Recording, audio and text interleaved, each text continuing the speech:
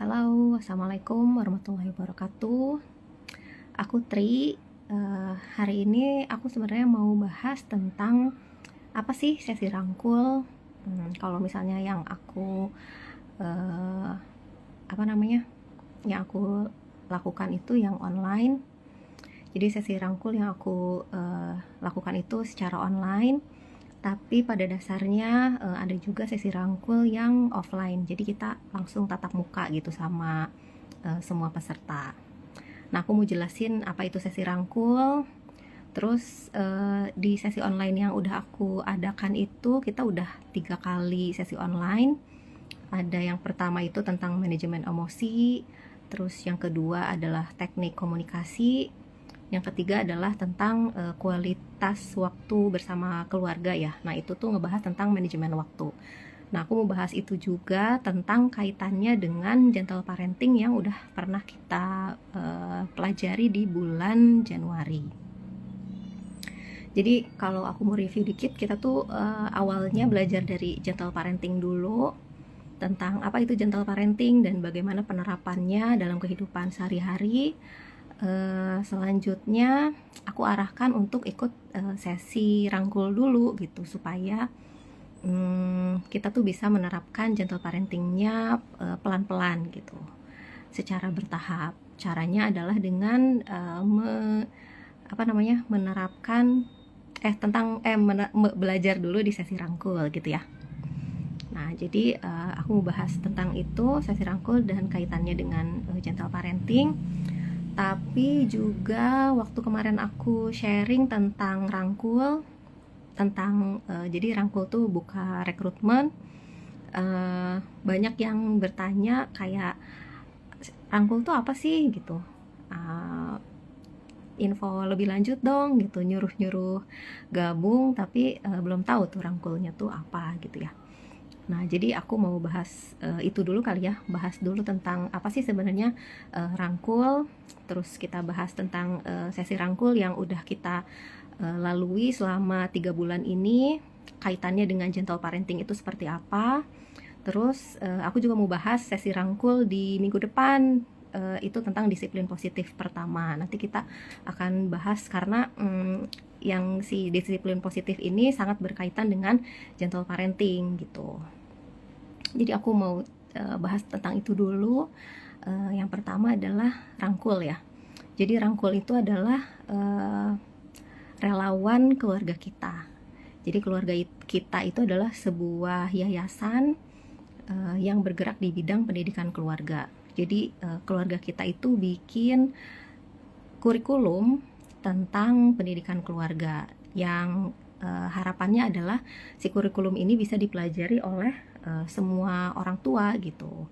Nah, gimana caranya? Caranya adalah kita sebagai relawan gitu, dengan senang hati membagikan materi dari kurikulum keluarga kita tersebut di sesi-sesi rangkul seperti itu. Jadi harapannya semua orang tua di Indonesia itu dapat materinya, terus dengan cara kita sebagai rangkul sebagai perpanjangan dari keluarga kita tersebut. Nah, aku waktu itu ngajak teman-teman supaya ayo kita gabung di rangkul, supaya teman-teman juga bisa jadi perpanjangan dari keluarga kita untuk menyebarkan si materi keluarga kita ini. Nah, apakah rangkul bisa langsung bikin sesi gitu ya, kayak sesi rangkul yang aku adakan gitu? Jawabannya adalah belum bisa gitu, tidak boleh. Karena kalau misalnya mau bikin sesi itu harus ini dulu, pelatihan dulu. Jadi ngambil pelatihan rangkul fasilitator. Jadi di rangkul tuh ada tahapannya ya. Yang pertama ada tunas rangkul. Jadi setelah daftar rangkul, terus nanti kan ada orientasi nasional. Terus nanti akan ada setelah orientasi nasional itu nanti akan dikasih Google Drive berisi flyer-flyer dari keluarga kita yang harus kita sebarkan gitu sebagai tunas rangkul. Nah, nanti di bulan selanjutnya akan ada pembukaan untuk pelatihan rangkul fasilitator gitu. Nah, kalau misalnya teman-teman ikutan si rangkul fasilitator ini pelatihannya, nanti bisa tuh bikin sesi rangkul seperti sesi rangkul yang sudah aku bikin gitu ya, seperti yang aku bikin kemarin gitu. Nah, itu tuh nggak bisa langsung dari daftar rangkul langsung bisa bikin sesi gitu, nggak bisa. Teman-teman tuh harus daftar si pelatihan rangkul fasilitator dulu, baru boleh untuk ikutan baru boleh bikin sesi rangkul gitu. Nah, selanjutnya kita mau bahas tentang yang tadi sesi rangkul ya. Belum bisa kalau kakak-kakak itu baru daftar sebagai rangkul saja gitu, karena namanya baru tunas rangkul. Baru bisa ngadain sesi kalau sudah ikut pelatihan rangkul fasilitator gitu ya. Nah, nanti setelah rangkul fasilitator itu ada lagi di atasnya itu ada pelatihan penggerak rangkul. Setelah penggerak rangkul nanti akan ada rangkul pelatih gitu. Jadi ada banyak tahapannya. Kalau misalnya tertarik sama keluarga kita, materi kurikulum pendidikan keluarga dari keluarga kita, bisa gabung rangkul dulu gitu. Jadi tunas rangkul terlebih dahulu. Setelah nanti kalau misalnya pengen belajar lagi lebih dalam tentang materi keluarga kita, bisa ikutan pelatihan rangkul fasilitator, nanti baru tuh boleh bikin sesi rangkul. Kurang lebih kayak gitu penjelasannya. Terus apa lagi ya, kalau misalnya mau lanjut bisa jadi penggerak, lanjut lagi jadi pelatih gitu ya. Itu tentang rangkul. Apalagi ya kemarin pertanyaannya kayak, oh ya, banyak yang ragu-ragu kayak apakah aku harus bikin sesi gitu, padahal misalnya cuma seneng sama materinya aja. Nah, sebenarnya kalau tiap orang kan punya motivasi masing-masing ya. Ada yang belajar pengasuhan itu pada dasarnya untuk diri sendiri dulu, dan itu juga nggak apa-apa. Tapi sebenarnya harapannya tuh kalau udah ikut rangkul fasilitator, berkenan untuk mengadakan sesi supaya materi dari keluarga kitanya tuh bisa kesebar, didapatkan oleh macam-macam orang tua di luar sana gitu, yang belum pernah belajar materi keluarga kita sebelumnya kayak gitu. Jadi sebenarnya untuk diri sendiri nggak apa-apa, tapi menurut pengalaman aku ya, ketika kita ikut sesi rangkul tuh si materinya tuh jadi lebih bisa dipahami dengan lebih baik gitu, karena setelah kita misalnya baca materinya seperti apa, terus kita lakukan gitu ya, jadi jadi dipraktekkan gitu si ilmunya, terus dibahas di sesi rangkul. Nah, itu tuh lebih lebih narep gitu kalau kata bahasa orang Sunda mah. Jadi lebih keikat lagi gitu di pikiran kita tuh bahwa oh iya, materinya tuh seperti ini, aku udah pernah melakukannya seperti ini, terus aku sharing deh ke orang lain kayak gitu tentang si rangkul ya. Nah, untuk yang sesi rangkul tuh jadi kemarin kan setelah pembahasan gentle parenting itu, aku kan ngajakin teman-teman untuk ayo kita ikutan sesi rangkul dulu untuk demi sedikit menerapkan si gentle parenting ya. Kenapa? Karena di sesi rangkul itu kita akan bahas tentang mengelola emosi dulu kan yang pertama gitu. Aku selalu bilang cara pertama atau yang utama dari penerapan gentle parenting adalah sabar gitu. Dan gimana caranya kita bisa sabar? Ya manajemen emosi gitu. Nah, di sesi rangkul pertama itu dibahas tuh tentang manajemen emosi, gimana sih caranya kita supaya bisa memanage emosi kita. Nah, di sesi rangkul manajemen emosi itu kan dibahas bahwa ternyata yang mempengaruhi emosi kita itu ada yang faktor internal, ada yang faktor eksternal. Kalau yang faktor eksternal misalnya kayak, aduh aku belum makan lagi gitu ya, makanya kepantik sama kelakuan ajaib anak gitu tiba-tiba jadi meledak gitu, padahal cuma perkara aku telat makan aja gitu bisa sampai jadi marah. Itu yang faktor eksternal. Terus kalau yang faktor internal bisa jadi dari misalnya pola asuh masa lalu yang misalnya membuat inner child kita terluka gitu ya, terus tiba-tiba selama ini nggak pernah kerasa, terus ke repress gitu ya di alam bawah sadar kita, dan kepantik ketika punya anak gitu. Jadi mungkin ketika kita single biasa-biasa aja, nggak kenapa-napa, tapi kok tiba-tiba kita jadi marah-marah mulu gitu ketika punya anak. Nah, bisa jadi itu ada faktor internal yang mungkin kita nggak sadari gitu, bahwa di fase tertentu dalam hidup kita tuh ternyata kita tuh sempat terluka di fase tersebut dan kepantik di masa dewasa ini ketika punya anak, sehingga kita kurang bisa memanage emosi kita dengan baik gitu ya. Nah, ya harus disembuhkan gitu secara dalam tanda kutip ya, harus disembuhkan si inner child-nya sehingga kita bisa mengasuh anak kita dengan lebih baik lagi gitu. Nah, itu di sesi rangkul yang pertama yang manajemen emosi. Terus di sesi rangkul yang kedua kan kita bahas tentang teknik komunikasi dalam keluarga ya. Nah, di dalam teknik komunikasi itu dibahas tentang yang iMessage.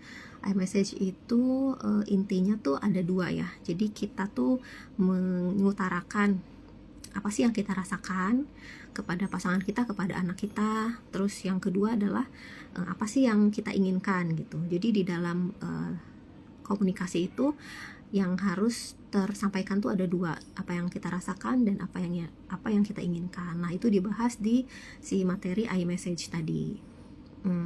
Karena ketika kita melakukan pengasuhan gitu, teknik komunikasi ini tuh sangat berpengaruh gitu kepada keberhasilan pengasuhan dan juga ke emosi ibu gitu. Ketika misalnya kita ada masalah sama suami kita, sama pasangan kita gitu ya, terus ternyata kita tidak bisa mengkomunikasikannya dengan baik, kan kita juga jadi kebawa gitu di dalam hati itu, kayak kesel terus dan akhirnya imbasnya kan ke anak gitu ya.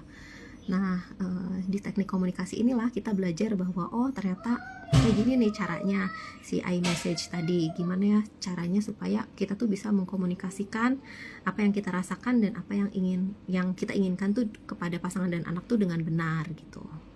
Udah ada ya rumusnya ya, kayak aku merasa apa saat atau ketika kamu bagaimana, terus aku inginnya kamu tuh seperti apa gitu. Jadi dalam iMessage itu kan kita pastikan dua hal tersebut tersampaikan gitu, apa yang kita rasakan dan apa yang kita inginkan.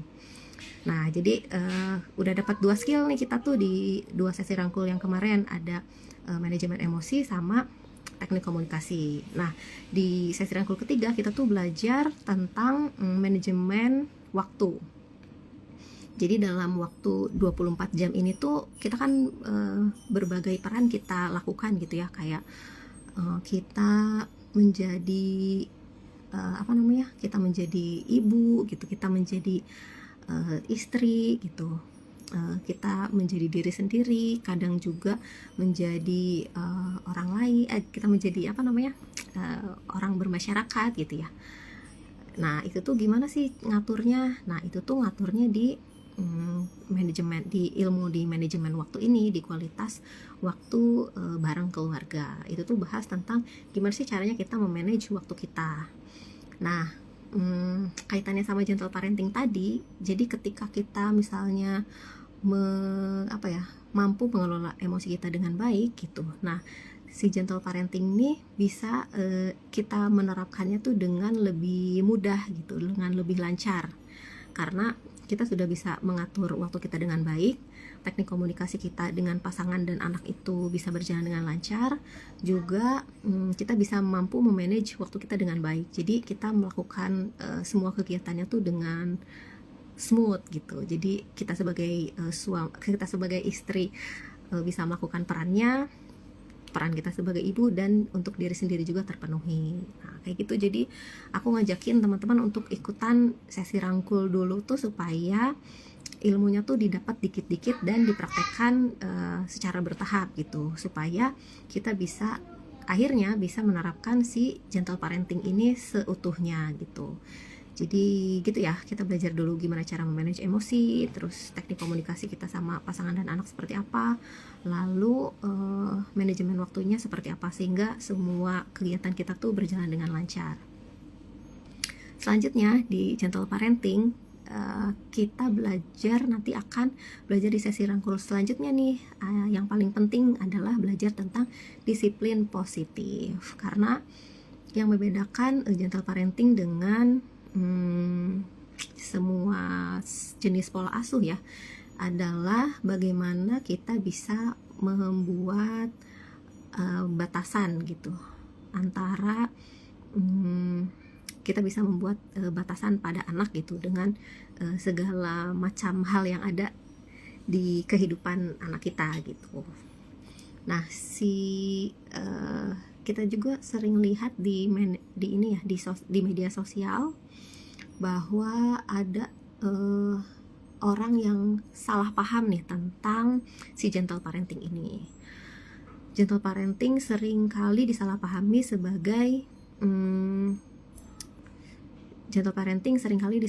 sebagai permissive parenting. Kenapa? Mungkin karena namanya kali ya, karena gentle diartikan sebagai lemah lembut, jadi gentle parenting dipahami sebagai pola asuh yang lemah lembut saja gitu. Padahal gentle parenting kan nggak sedangkal itu gitu ya. Di gentle parenting kita ada 4 prinsip utama. Yang pertama adalah empati, yang kedua adalah understanding, terus respect, sama yang terakhir yang paling menentukan perbedaan antara gentle parenting dengan permissive adalah di boundaries atau di batasan tadi gitu. Jadi kita, kalau yang empati itu kita memposisikan diri kita dalam sudut pandang anak ya, bagaimana kita memahami perasaan dan kebutuhan anak gitu. Terus untuk respect kita menghargai menghargai si anak tuh seperti apa gitu. Terus kita juga paham bahwa anak tuh belum bisa berperilaku layaknya orang dewasa gitu. Terus yang boundaries ini nih yang paling penting, itu adalah kita bisa menentukan aturan yang sama-sama disepakati gitu ya, disepakati antara kita sebagai orang tua dan juga anak. Lalu kita juga bisa menjelaskan nih kenapa si anak tuh harus mengerjakan hal tersebut. Lalu selanjutnya adalah bagaimana caranya supaya aturan tersebut berjalan dengan baik, dan kita juga jelaskan bahwa ada konsekuensi nih dari pelanggaran aturan. Nah, kalau misalnya balik lagi ke yang pola asuh demokratis ya, apa sih yang membedakan demokratis dengan si gentle parenting ini? Kayaknya sama-sama aja. Nah, ternyata di bagian yang konsekuensi tadi, kalau misalnya di pola asuh demokratis itu kan memang dia tuh mendengarkan anak gitu ya, terus dia juga mengerti tentang permasalahan anak gitu. Tapi ketika anak salah itu dihukum gitu kalau di si demokratis parenting. Tapi kalau misalnya di gentle parenting itu tidak ada hukuman, adanya diganti dengan konsekuensi. Nah, konsekuensi inilah yang kita harus bicarakan nih sama anak, sejauh mana konsekuensi ini akan berlaku ketika adanya pelanggaran aturan kayak gitu.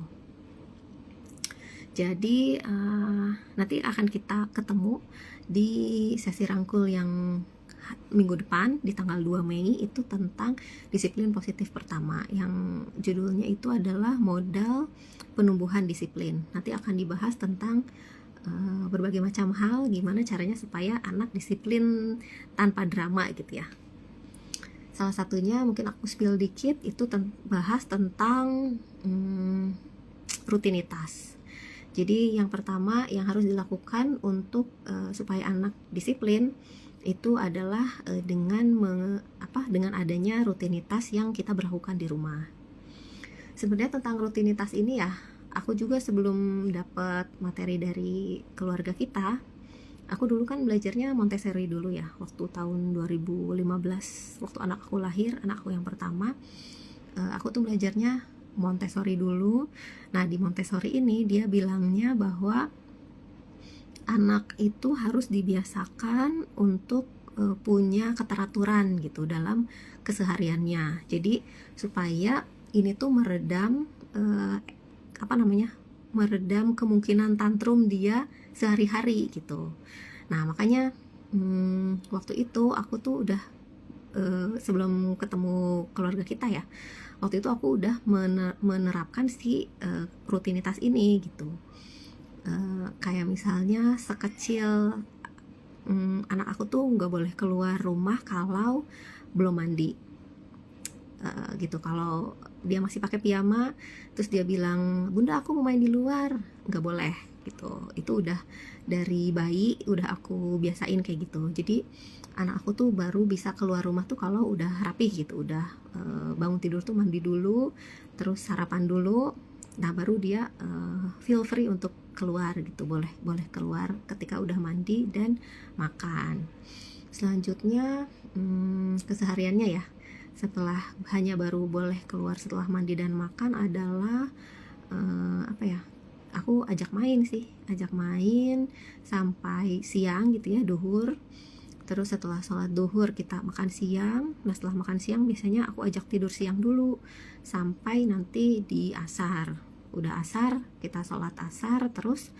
Nah setelah sholat asar ini ada ngaji, baru dia main di luar. Jadi dia main di luarnya 2 kali tuh, di pagi sama di sore. Pagi setelah mandi dan makan, di sore setelah sholat dan ngaji gitu ya. Lalu masuk sekitar jam 5-an, mandi sore, terus makan malam, terus baca buku sebelum tidur, terus udah baca buku tidur deh gitu. Jadi udah dibiasain tuh dari bayi, kesehariannya adalah seperti itu. Baik anak aku baru punya 1, pas anak aku udah 2, pas anak aku 3 juga rutinitasnya sama, aturan-aturan yang aku berlakukan juga sama. Jadi anak-anak aku tuh udah terbiasa nih, kayak misalnya anak aku yang paling kecil ya, dia tuh kalau misalnya semangat banget nih mau keluar rumah gitu ya, main ke luar rumah pagi-pagi tuh bangun tidur udah langsung minta mandi gitu. Kalau waktu dulu tuh, waktu zamannya masih mandi air anget tuh, dia suka langsung bilang ke aku kalau pas bangun tidur karena semangat mau keluar ya, dia minta tolong masakin air karena dia mau mandi gitu. Terus ya udah dia mandi, terus sarapan udah jelas udah siap, dia udah mandi tinggal langsung sarapan atau makan pagi gitu, langsung boleh keluar. Dan kayaknya nggak ada yang berani sih ya sekarang bilang kalau misalnya baru bangun tidur masih bau asem gitu ya, belum mandi belum makan, terus tiba-tiba bilang mau keluar tuh kayaknya nggak pernah deh, nggak berani juga kali, karena aku pasti bilang enggak gitu, kamu mandi dulu, makan dulu, baru boleh keluar kayak gitu. Tapi tentu saja penerapan ini tuh nggak selalu mulus seperti itu ya. Ada waktu-waktu dimana kayak misalnya sarapannya misalnya terlalu berat, kayak misalnya aku tuh si paling nasi ya kalau sama anak-anak. Jadi kalau anak-anak belum makan nasi itu aku bilangnya kamu tuh belum makan gitu. Jadi kadang tuh sarapan dulu, terus dia makan pagi, nanti makan siang gitu ya. Pokoknya yang namanya makan pagi, makan siang, makan malam tuh pasti nasi gitu. Tapi kalau misalnya kayak sarapan itu tuh either buah, atau kadang juga aku ada toast gitu, ada roti sandwich gitu ya, yang kan itu kalorinya lumayan juga ya, kayak ada telurnya, ada kejunya, terus ya ada sayuran dan anak-anak gak pakai sayuran sih, ada kayak saus bolognese gitu misalnya ya, kayak gitu. Nah terus mereka tuh suka kayak, aduh masih kenyang nih kalau misalnya langsung makan nasi, langsung makan pagi itu kalau sarapannya roti, belum lapar gitu untuk makan nasi itu belum bisa, boleh nggak gitu keluar dulu, nanti aku masuk lagi untuk makan nasi kayak gitu. Nah aku tuh suka fleksibel bilang ya udah boleh, karena aku empati juga ya sama mereka bahwa emang sarapannya terlalu berat nih gitu kalau misalnya sarapannya roti, kalau misalnya sarapannya hanya buah gitu. Nah aku prefer untuk kamu setelah sarapan buah tuh makan nasi dulu deh gitu, biar mainnya tenang gitu. Karena kalau misalnya dia keluar dulu belum makan nasi, nanti tuh sekitar jam setengah 10-an tuh aku suka panggil dulu untuk kayak, ayo makan nasi dulu karena kamu belum makan gitu. Nah mereka tuh kan suka, aduh aku lagi main lagi gitu, lagi seru main tapi disuruh masuk untuk makan dulu gitu. Nah itu adalah rutinitas yang belum belum bisa untuk tapi fleksibel gitu, rutinitas yang dibiasakan setiap harinya, tapi kita melakukannya itu dengan fleksibel gitu. Jadi kayak gitu, ada rutinitas yang bisa kita atur, tapi kita juga fleksibel dengan memperhatikan nih kebutuhan sama perasaan dia seperti apa, kayak gitu. Terus selanjutnya, nah si rutinitas ini nih yang nanti akan dibahas di sesi rangkul tanggal 2 Mei nanti. Sesi rangkulnya itu seperti biasa via Zoom.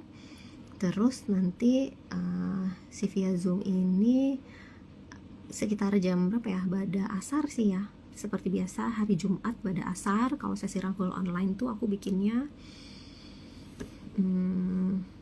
terus ya jamnya dari 3:30 sampai 5:30 biasanya, sekitar 1,5 jam sampai 2 jam si sesi rangkul online ini gitu. Jadi gitu deh, kenapa sih aku setelah pembahasan tentang gentle parenting di bulan Januari itu ngajakin teman-teman untuk ayo ikutan sesi rangkul dulu supaya si penerapan gentle parentingnya tuh bertahap gitu, berkala. Nah di sesi rangkul keempat ini yang tentang disiplin positif nih, sebenarnya ini tuh adalah gongnya gitu. Teman-teman harus ikutan supaya bisa menerapkan gentle parentingnya tuh lebih dalam gitu, karena inti materinya tuh sebenarnya ada di si disiplin positif ini gitu. Gitu kali ya penjelasannya tentang apa aja tadi, tentang rangkul, tentang sesi rangkul, terus bagaimana penerapannya dengan gentle parenting gitu ya. Selanjutnya mungkin aku mau bacain, sebenarnya aku udah sempat catat ada kendala-kendala yang dialami sama orang-orang nih di penerapan gentle parenting ya. Coba aku cek dulu. Nah jadi ada kendalanya nih, Mbak Tri, gimana ya tentang penerapan gentle parenting ini.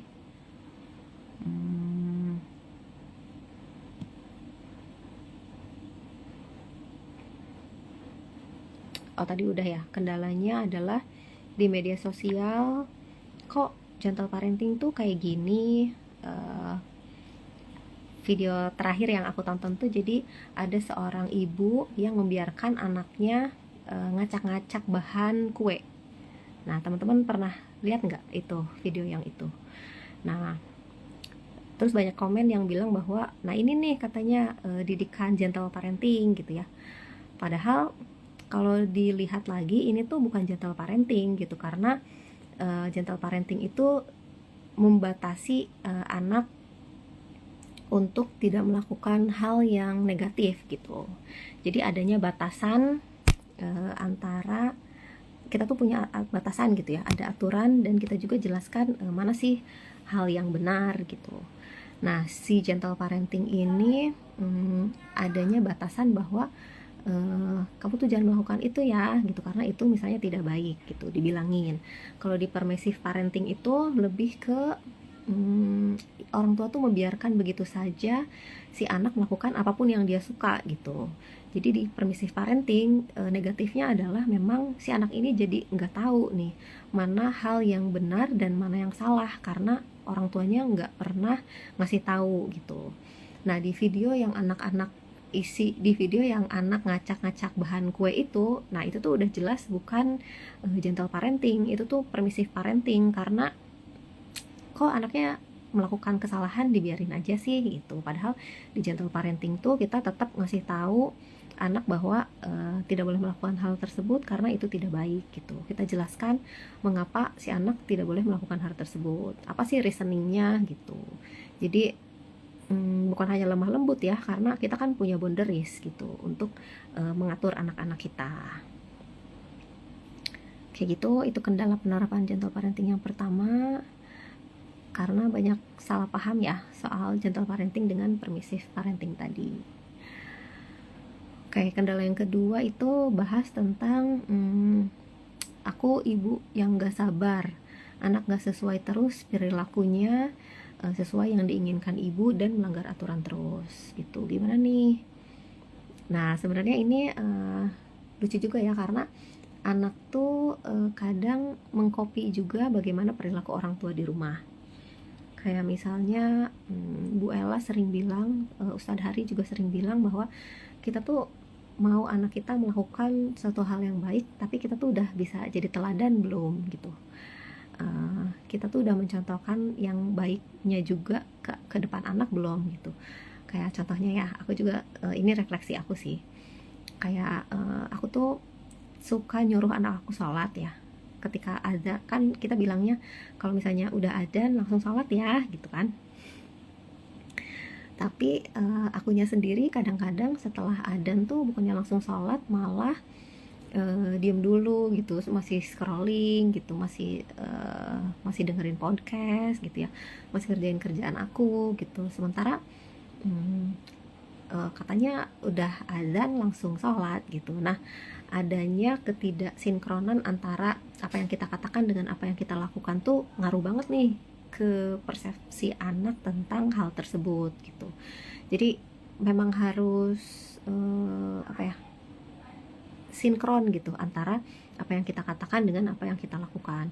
Kalau misalnya kita emang pengen anak kita sholat langsung setelah ngambil wudhu lah ya, ngambil wudhu dulu setelah azan berkumandang gitu ya, kita yang bangun duluan gitu untuk ngambil air wudhu, lalu kita ngajakin mereka untuk sholat kayak gitu. Terus kayak misalnya kita pengen anak-anak kita membaca buku gitu, tapi orang tuanya nggak pernah baca buku gitu ya, gimana anak mau konsisten melakukan hal tersebut gitu. Role modelnya aja nggak ada kayak gitu. Nah ini bahan refleksi aku juga ya, karena emang akhir-akhir ini belum baca buku lagi, jadi betapa teladan tuh bener-bener ngaruh banget ya ke keseharian anak kita gitu.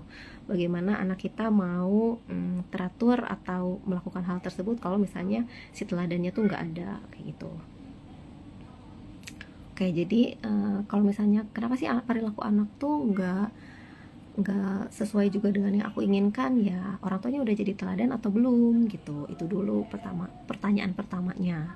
Kalau misalnya sudah jadi teladan, ya memang kita harus sabar. Menjadi orang yang menerapkan gentle parenting kan memang harus berkali-kali dijelaskan lagi bahwa dia harus melakukan ini, bahwa ini tuh baik untuk dia gitu. Dia harus melakukan hal tersebut kayak gitu, sehingga pada akhirnya si anak ini bisa berperilaku sesuai yang kita inginkan itu atas motivasi dalam dirinya sendiri gitu, atas motivasi internalnya dia, sampai dia ngerasa bahwa oke, ini adalah hal yang terbaik, hal terbaik yang aku memang baik untuk aku dan aku ingin lakukan kayak gitu. Sampai anak berpikir kayak gitu, barulah si gentle parenting ini berhasil diterapkan kayak gitu. Jadi tujuan utamanya adalah, tujuan besarnya adalah menimbulkan motivasi internal dalam diri anak gitu. Jadi usaha yang kita bisa lakukan adalah yang pertama itu ya, menjadi teladan. Yang kedua, kita memang ngasih pengertian terus gitu, bahwa ini tuh baik loh buat kamu, kamu harus melakukan ini karena ini gitu, efeknya seperti ini, alasannya kayak gini gitu. Jadi sampai tumbuh motivasi internal dalam dirinya, ya harus diingetin terus gitu. Gitu ya tentang gentle parenting. Kita bahas apa lagi ya di live kali ini? Kayaknya udah sih ya. Oh ya, yang tentang rangkul tadi, emang benefitnya jadi rangkul apa sih gitu ya? Kalau aku sih benefitnya jadi rangkul adalah ya dapetin materi kurikulum dari keluarga kita dengan lebih dalam ya, karena aksesnya kan hanya untuk rangkul gitu. Apalagi setelah jadi rangkul fasilitator, wah semua akses materi keluarga kita tuh bisa diakses gitu, untuk bahan belajar kita sendiri dan untuk bahan belajar kita bersama ibu-ibu lainnya gitu di sesi gitu ya. Jadi aku juga sebelum nge-sesi tuh biasanya aku belajar sendiri dulu, ngulang lagi materi yang udah aku dapetin, aku refleksi lagi kira-kira aku tuh udah menerapkan ilmunya tuh seberapa banyak gitu. Aku comot satu yang untuk di-sharingkan di sesi di hari tersebut. Terus ya udah deh, nanti tinggal magic will happen di sesi rangkul tersebut gitu. Karena aku tuh berkali-kali ikutan sesi rangkul dan selalu selalu excited karena pasti dapet insight gitu dari sesi rangkul itu. Kalau misalnya aku ikutan sesi rangkul dari jadi peserta gitu, aku selalu dapat insight dari teman-teman fasilitatornya gitu, atau dari peserta-peserta lain. Jadi memang aku juga kan nggak selalu jadi nggak selalu jadi fasilitator ya, nggak selalu jadi peserta juga. Kadang aku jadi fasilitator, kadang jadi co-fasilitator, kadang aku jadi peserta sesi juga. Nah, setiap perannya tuh aku suka beda-beda peran gitu, dan beda-beda menempatkan diri. Kayak misalnya kalau jadi fasilitator, aku lebih banyak ngasih kayak ini loh, hal-hal yang pernah aku alami, yang aku aplikasikan dari si ilmu dari kurikulum keluarga kita ini, seperti ini, kayak gitu. Terus kalau misalnya aku jadi co-fasilitator, aku tuh seringnya melengkapi pernyataan dari teman fasilitator aku gitu. Jadi misalnya dia menyoroti dari materi yang A, nah aku tuh menyoroti dari materi yang B, dari sisi yang B gitu. Jadi sisi A sama sisi B. Jadi sharing kita tuh jadi utuh gitu kalau misalnya aku jadi co-fasilitator. Tapi kalau aku jadi peserta, nah aku tuh biasanya menempatkan diri sebagai orang yang nanya gitu, supaya diskusinya tuh jalan. Jadi aku sering kali ngelempar permasalahan yang pernah aku alami ketika mau menerapkan materi dari si keluarga kita tadi gitu. Jadi tiap peran tiap posisi itu aku memerankannya dengan berbeda-beda gitu. Gitu sih biasanya. Oke, oh satu lagi kali ya tentang yang rangkul ini. Kenapa sih dulu aku daftar rangkul? Kalau sebenarnya ini tuh kayak meant to be aja gitu ya. Aku ketemu rekrutmen rangkul di Instagram.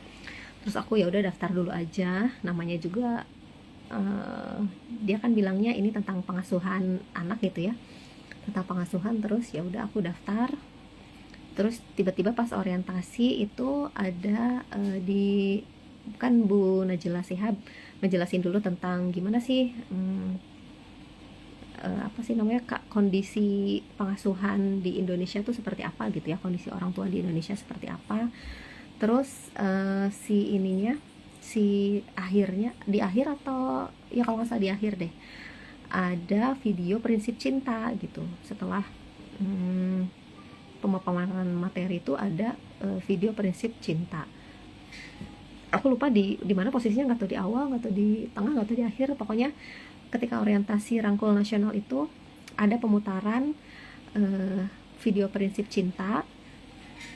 Nah akhirnya aku tonton, terus aduh jatuh cinta lagi sama video materinya. Dan saat itu aku bilang bahwa aku pengen belajar materi ini lebih dalam gitu. Aku harus masuk ke Rangkul, aku harus naik ke Rangkul fasilitator supaya bisa bikin sesi, supaya aku bisa kebuka semua akses materi tentang keluarga kita, karena aku mau belajar semua gitu. Nah jadi waktu orientasi Rangkul nasional tuh aku sesemangat itu, sehingga setelah jadi tunas Rangkul aku lanjut ikut ke pelatihan fasilitator Rangkul. Nah kalau aku boleh bahas dikit ya tentang si prinsip cinta ini. Jadi di prinsip cintanya keluarga kita tuh ngebahasnya ada 5. Jadi dalam keseharian kita dalam mengasuh anak tuh prinsipnya tuh ada 5 kalau di prinsip cintanya keluarga kita. Yang pertama itu adalah cari cara, yang kedua adalah I-nya itu adalah ingat impian tinggi, N-nya itu adalah nerima tanpa drama, T-nya itu tidak takut salah, A-nya itu adalah asyik bersama. Nah kalau di cari cara itu kita harus cari cara terus nih dalam setiap fase perkembangan anak, karena kita nggak bisa hanya satu cara aja nih di setiap fase. Karena bisa jadi ketika anak 2 tahun kita caranya kayak gini, ketika dia 10-12 tahun tuh udah nggak bisa pakai cara itu lagi gitu. Jadi kita harus selalu cari cara untuk setiap fase perkembangan anak. Dan ingatnya itu kita harus ingat selalu tujuan besar dari pengasuhan ini gitu. Kita tuh sebenarnya tujuan besarnya tuh apa sih dalam mendidik anak gitu. Apakah misalnya ingin anak mandiri gitu. Kalau ingin anak mandiri ya berarti jangan segala-gala dibantuin dong gitu. Kita harus memberikan kesempatan juga kepada anak untuk bisa melakukan untuk kita kasih kesempatan kepada anak untuk mau mencoba melakukan hal tersebut gitu, sehingga pada akhirnya nanti dia bisa melakukannya sendiri dan menjadi anak yang mandiri gitu.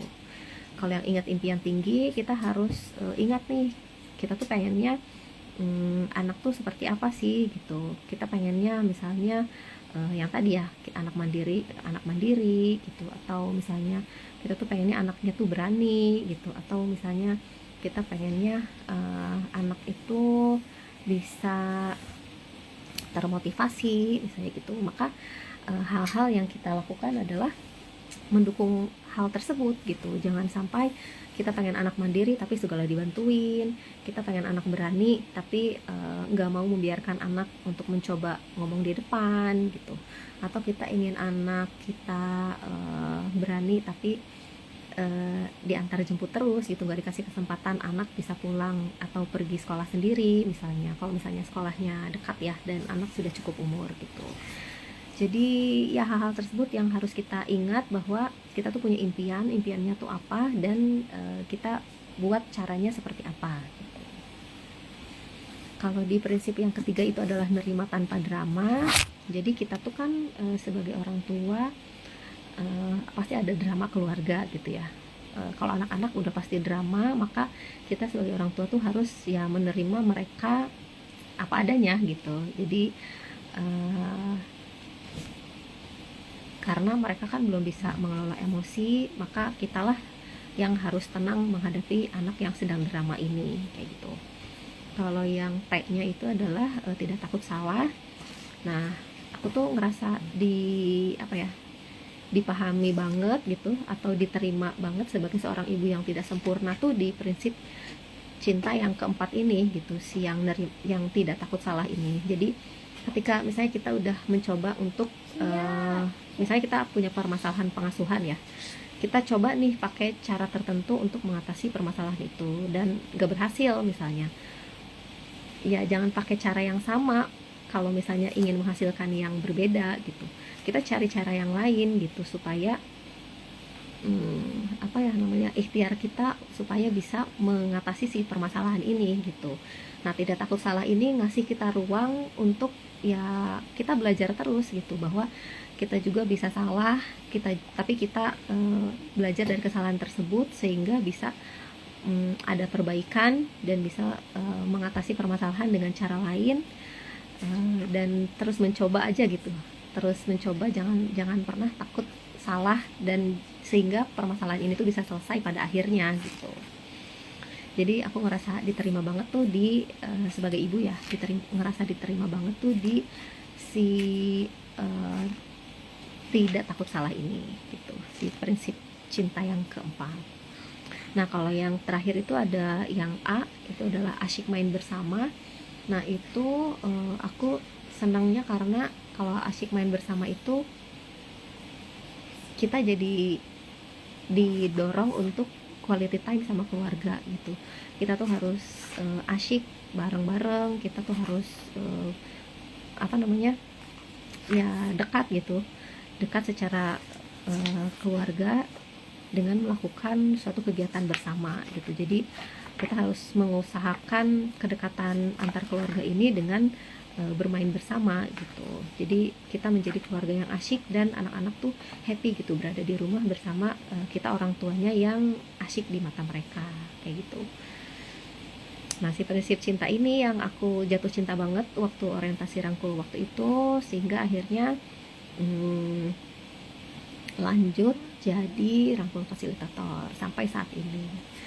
Nah dari tahun berapa ya, 2023 awal tahun aku orientasi rangkul, terus jadi tunas rangkul, terus aku ikut pelatihan rangkul fasilitator itu. Jadi kita ada belajar mandiri di website ya, ada belajar mentoring selama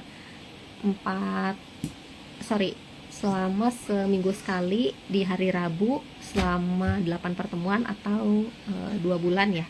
Dilanjutkan dengan ada yang namanya pelatihan offline itu selama 2 hari di Jakarta. Jadi pelatihannya sepadat itu, ada banyak modul yang harus kita pelajari secara mandiri, terus mentoring tiap pekan, sama ketemu tatap muka 2 hari kayak gitu pelatihan rangkul fasilitatornya, sehingga kita bisa dibolehkan oleh keluarga kita untuk membuat sesi memfasilitasi para orang tua yang mau belajar kurikulum keluarga kita kayak gitu. Jadi sesi-sesi rangkul itu